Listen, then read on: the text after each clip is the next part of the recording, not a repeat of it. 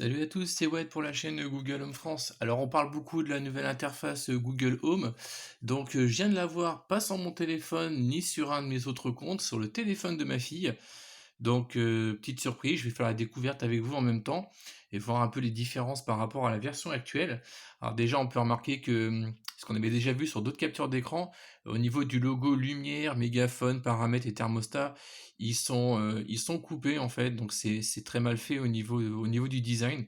Donc déjà pour moi ça commence par une grosse erreur, c'est assez grossier, c'est assez flagrant. Sinon, ben, pour la partie du haut, en fait, il n'y a aucune modification d'icônes, ce sont les mêmes icônes, mis à part la forme bizarre sur les côtés. Voilà donc le principal changement. Donc maintenant, on fonctionne par pavé. Alors la première remarque que je me suis faite en regardant tout à l'heure, c'est que on n'a plus le système d'engrenage. Vous savez, le système d'engrenage qui vous permettait de savoir que l'appareil n'était pas contrôlable directement depuis l'application, mais qu'il était potentiellement contrôlable à la voix. Donc ça, en fait, on n'a plus de distinction. On voit plus ce fameux logo engrenage qui vous dit si vous activez ou pas. Donc maintenant, c'est un système de pression. Donc à chaque fois que j'appuie sur un pavé, en fait, par exemple, si je prends lumière garage, si je clique dessus, et ben automatiquement, ça va allumer la lumière du garage. Si je veux voir plutôt des paramètres, il faut que je fasse un appui long dessus. Donc là, je me retrouve sur l'interface d'auparavant. Donc là, j'ai directement la lumière et j'ai les différents statuts. Si j'appuie une fois dessus, en fait, je l'allume. S'il veut bien rester allumé. Alors, il y a un souci d'actualisation à première vue. Voilà, je l'allume. Donc là, on a automatiquement le réglage actuel donc, qui est de 24%. Donc dans les autres pièces, en fait, j'ai une lumière qui est allumée à 1%. Au niveau des thermostats, donc là, ce que vous voyez qui tourne ici, donc je vais vous le montrer, c'est un thermostat SwitchBot. Donc ici, en fait, on voit dans le petit déroulant que la température est directement actualisée. Donc ça, c'est sympa, il n'y a plus besoin d'aller dessus pour aller voir la température du thermomètre. C'est directement affiché à l'écran sur un menu déroulant. Là, j'ai une friteuse donc Proscenic, donc j'ai le statut, je sais qu'elle est à l'arrêt. Le désindicateur est également à l'arrêt. J'ai un radiateur dans la buanderie, donc là c'est un chauffage qui est sur une prise connectée. Donc les lumières dans mon bureau. Là actuellement, on voit que je suis en pause sur un Nest Hub qui s'appelle Notre Bureau. Ici, c'est un thermomètre type Smart Life, donc qui ne remonte pas sur Google Home, j'ai directement en vocal. Donc normalement sur celui-ci, j'aurais dû avoir le petit engrenage, et ça j'ai pu. Donc je continue de dérouler. Donc au niveau du design, on aime ou on n'aime pas. C'est un peu plus compact. Perso, ça me dérange pas trop. Le principal, c'est qu'on ait les informations à l'écran le plus rapidement possible.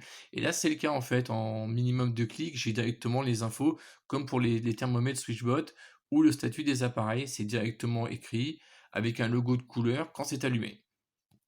Donc par exemple, la télévision de notre chambre est allumée. Donc les caméras, c'est toujours pareil. L'interphone. Android TV, donc là en fait c'est une télécommande Harmony, donc elle est activée. Voilà, le four est à l'arrêt. Je vais juste faire le tour encore. Donc là ce sont tous mes scénarios Harmony. Alors au niveau des fenêtres et des portes, des capteurs de porte, donc là ce sont des capteurs de porte SwitchBot pour les premiers. Et ce que vous voyez avec cette icône là, ce sont des capteurs de porte type Smart Life.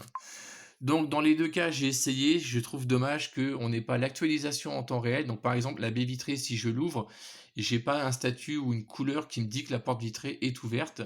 Je suis obligé de le demander à la voix. Ils auraient pu en profiter de la refonte pour actualiser directement ce type de logo. Donc ça, c'est dommage. Par rapport au volet, voilà, vous voyez que le volet est ouvert à 100%. J'aurais voulu avoir la même chose directement en fait pour les fenêtres et les portes. Donc je continue. Donc le chauffage, le thermostat principal, donc là c'est un thermostat Nest. Donc en orange, ça signifie qu'il est allumé et qu'il est actuellement réglé à 22 degrés. Donc voilà. Voilà pour cette nouvelle interface. Donc on aime ou on n'aime pas, c'est sûr, faudra s'y faire. Il y a des petites nouveautés quand même, donc comme les menus et les infos déroulantes, ça c'est pas mal. Et on a une vision assez directe du statut des appareils, c'est assez clair. Donc sur le téléphone de ma fille, c'est un vieux modèle, et celui-là, j'ai pas le thème sombre, donc je ne sais pas comment ça va rendre sur un thème sombre.